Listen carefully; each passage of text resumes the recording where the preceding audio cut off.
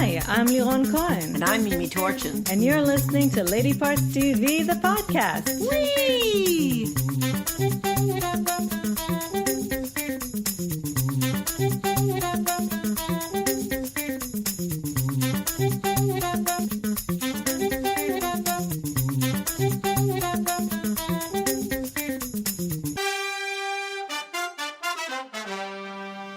Hi, everybody. Welcome back. Did you miss us? Well, you had the fall preview to watch, right? Exactly. So hopefully you enjoyed it. Yeah, even if it wasn't live.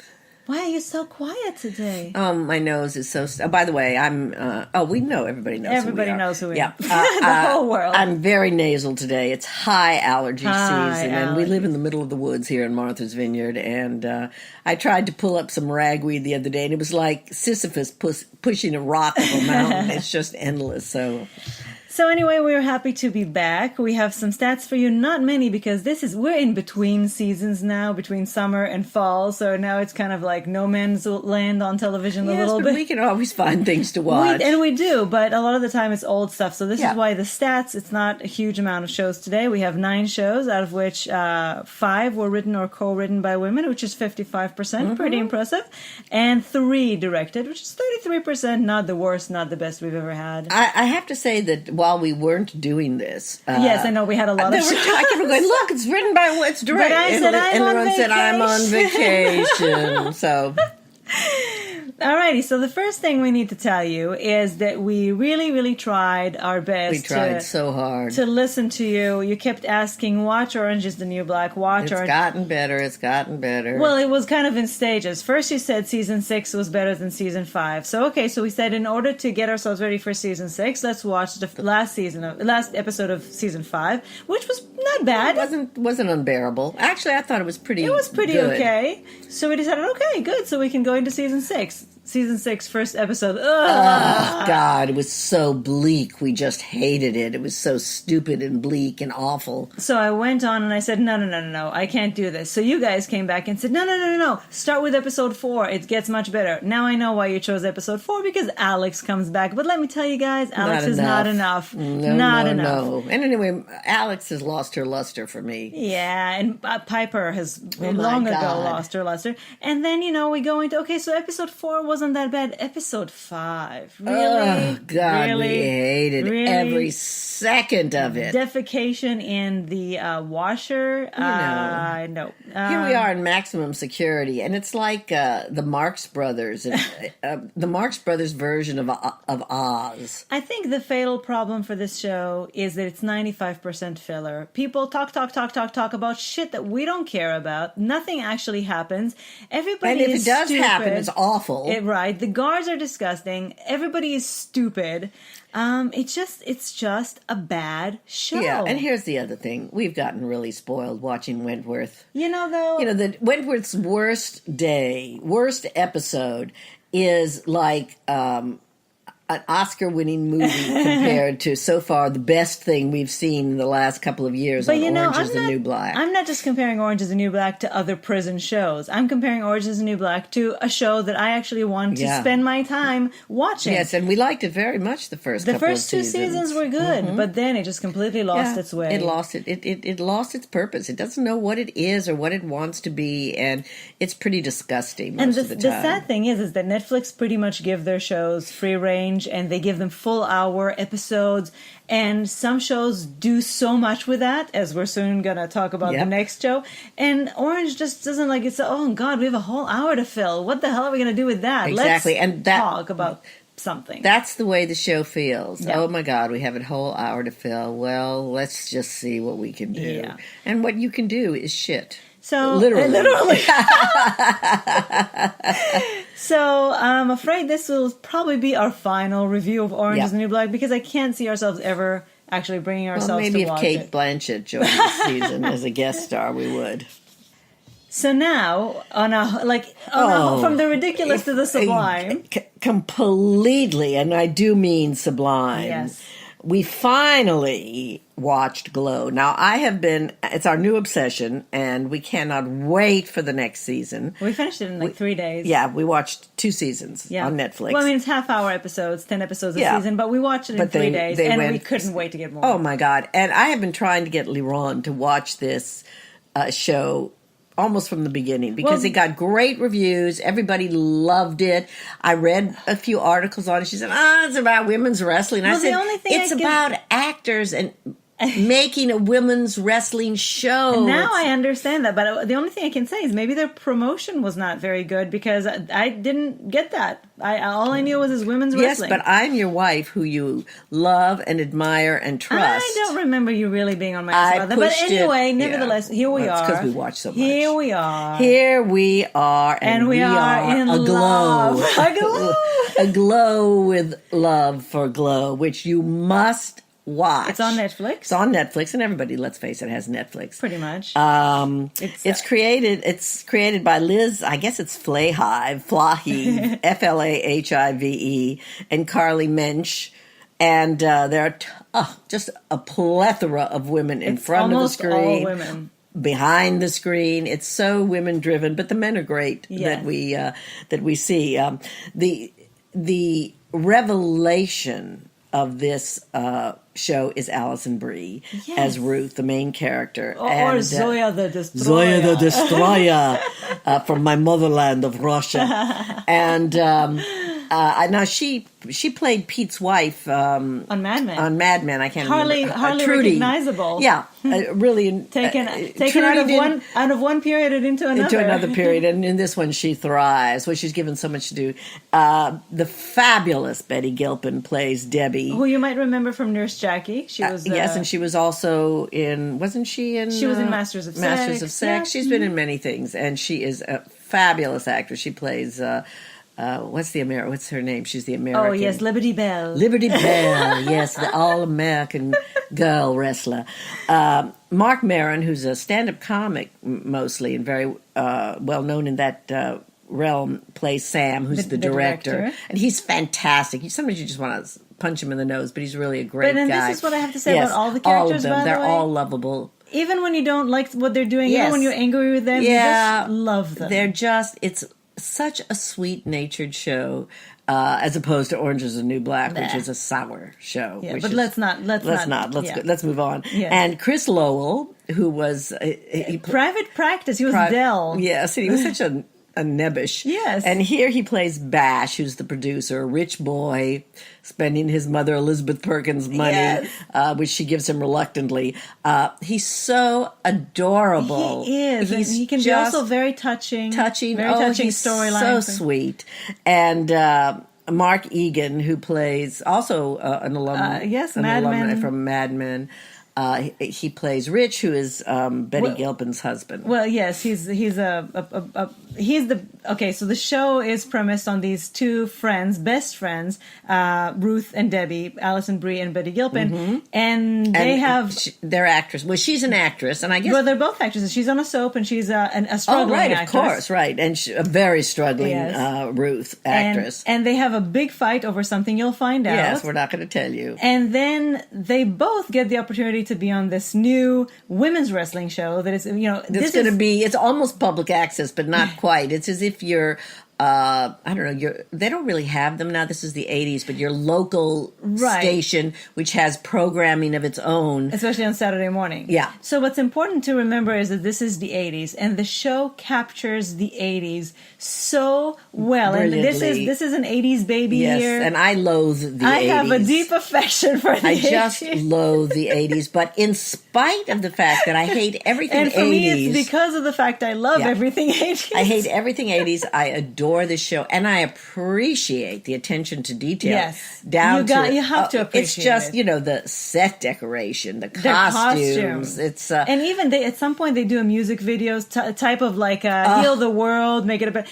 and it's just one of the most genius sequences I've ever seen in my life. We just sit and laugh out loud when we're not feeling very touched and moved. Plus, by the way, the soundtrack is all 80s music, which Mimi sat there and knew nothing of, and I kept singing along to. So I think a lot of our viewers will especially appreciate that. But the writing is absolutely out of this world brilliant. You'll just, I always often wonder if you want to watch a show where you say, oh my God, the writing is so good, or if you just want to enjoy it. But sometimes the writing is just so good, you have to notice the writing is great. It is. And it's brilliant. And I just want to say about the 80s, that this is why I started saying that if you remember during the 80s and the early 90s, there was this whole phenomenon of men's wrestling, the WWF, WWE, whatever it was. So, and we all knew that it was fake. We all knew that it was, it was a show. Mm-hmm.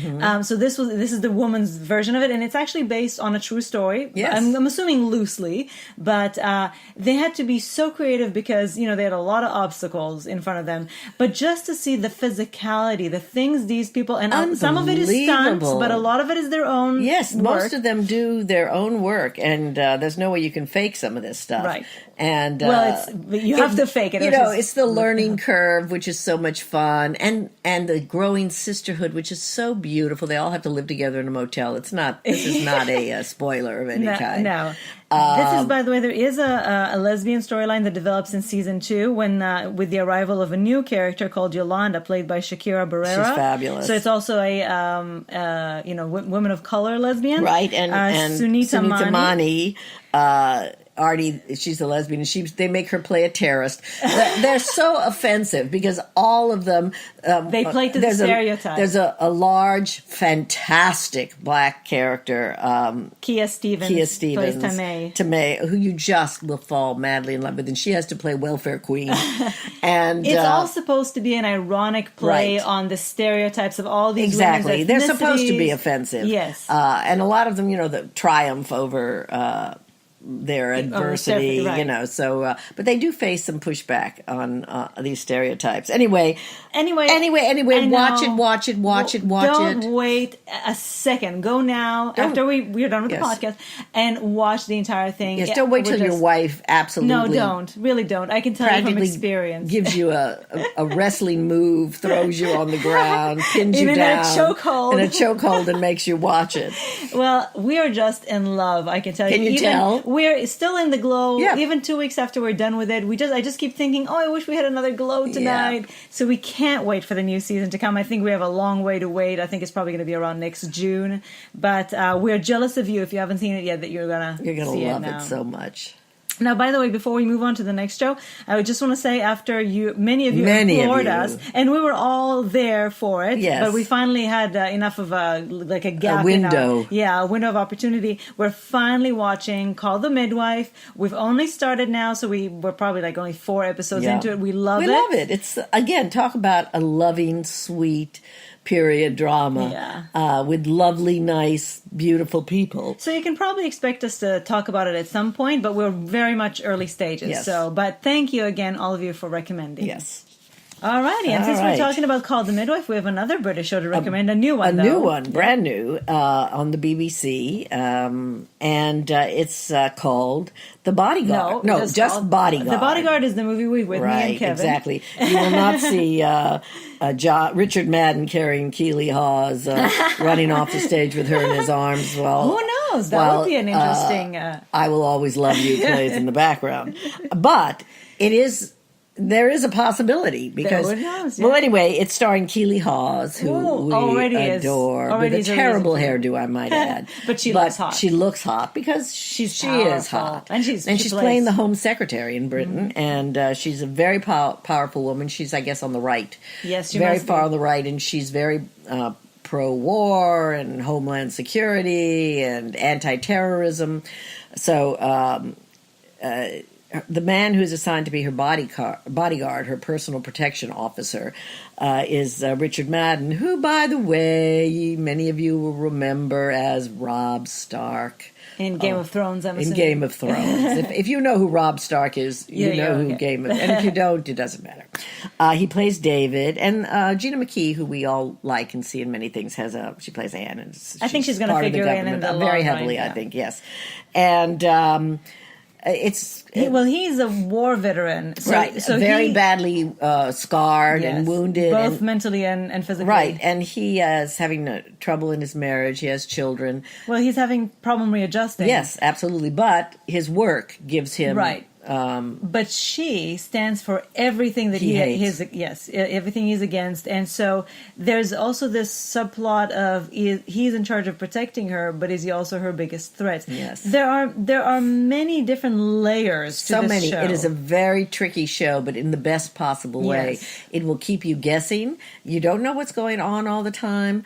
And also there's the matter of, all this anti-terrorism, immigration, NSA, Patriot Act. I mean, obviously they're not called that there, but it's similar, Yes, and there's a lot, it shows you there's a lot for them to be worried about. Yes, and I think so it's not a black and white question. No, and we're all worried about these things. Exactly. So it's there's a lot of protesting against it. Anyway, it's a very exciting show. It's a very intelligent show. It's a thriller, political kind of a... Yeah. It's well acted. It's thought-provoking. It's Keeley Hawes. It's Richard Madden. Excuse me. Keeley Hawes. And Richard Madden.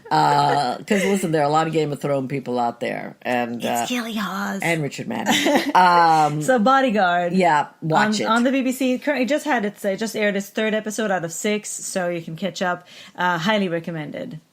Now, we just have a movie review for you now. Another I know. And I don't know what I expected really before going to see it, but I can tell you it's not what ended up on the screen. It's called 8th Grade. It's in theaters now. A small indie movie. It's been really highly reviewed and winning awards all over the festival circuit. Written and directed by a man, Bo Burnham, who I don't know. First of all, he was only an actor up until now and a comedy name sounds writer. Familiar to me. I wonder if before going in, I thought, well, a man, an adult man writing about the experience of a teenage girl in 8th grade, what does he know? And then watching the movie, I wonder if he's the father yes. of the eighth grader. Josh Hamilton, who's so wonderful. The girl is played by Elsie Fisher, who is just brilliant. Oh my God, she will break your heart, and she will also make you feel root for good her. And root for her. Oh, yeah. She's an amazing character.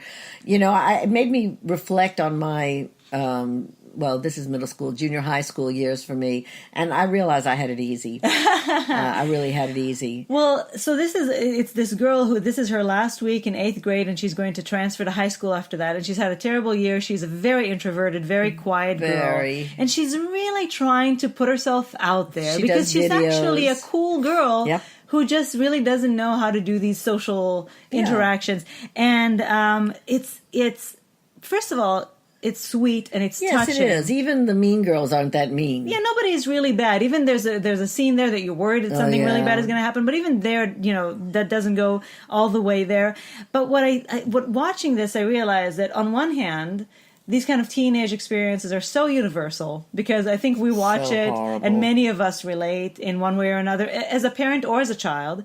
And on the other hand, being a teenager these days, it's like puberty on crack. Oh my God, and with social media. Technology and social media, I don't know how parents raise children in an age where they just have access to everything. I mean, this girl goes on Google to find out, how to do a blowjob. When we were kids, we, thank goodness, didn't have that kind of resources. We did not.